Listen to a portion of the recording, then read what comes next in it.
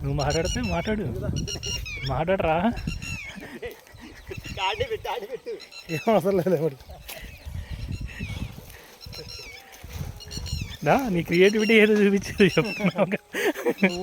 వాళ్ళు నువ్వు చూపిస్తాడు.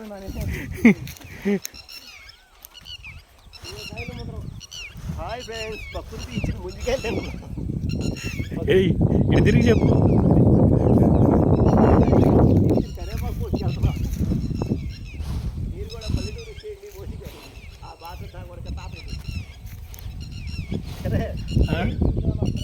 మీరు కూడా పల్లెటూరు రండి.